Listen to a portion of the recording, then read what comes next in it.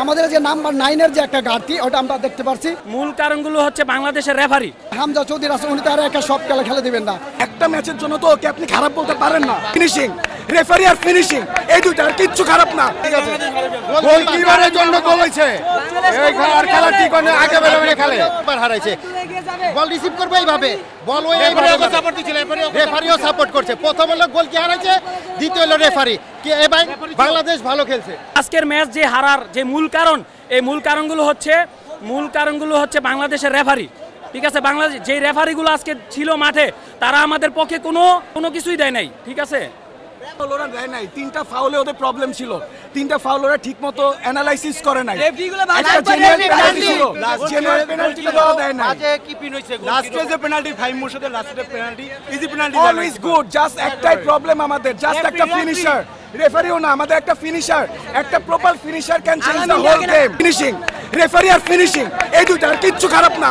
All is good. বাংলাদেশের পায়েই বলছিল, আমরা বাংলাদেশের সবাই আমাদের বাংলাদেশের পক্ষে বলগুলো ছিল আমাদের, কিন্তু লেফারি অনেকগুলো প্লান্টিকও হয়ে যাত, কিন্তু তারা লেফারি আমাদের পক্ষে কোনো ডিসিশন দেয় না বিধায় আজকে আমাদের খেলাটা নষ্ট হয়েছে। আমরা চাই এরকম যেন পরবর্তীতে যেন আমরা আমাদের দেশের প্লেয়ারগুলো ভালো খেলা খেলতে পারে, এই জন্য আমরা সবসময় বাংলাদেশকে সাপোর্ট করে যাব। এখন বুঝতে হবে আপনার, একটা হাই ইন্টেন্সিভ ম্যাচ যখন আপনি খেলতেছেন তখন গোলকিপার ওরা প্রত্যেকটা 11 জনের প্লেয়ারের এটা কিন্তু একটা নতুন এনভায়রনমেন্ট। 18,000 মানুষের মধ্যে ওরা কখনো এভাবে খেলে নাই।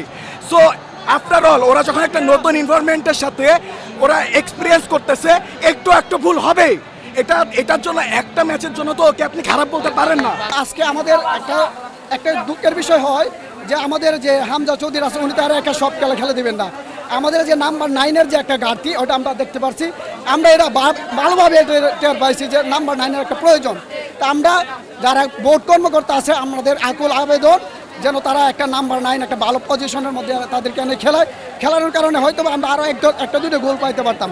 আজকে যদি আমাদের মতো যে হল্যান্ডের মতো অথবা মেসির মতো রোনালদোর মতো যদি একজন প্লেয়ার আমাদের থাকতো, তাহলে আমরা হয়তো আরও 1-2টা গোল পাইতে পারতাম।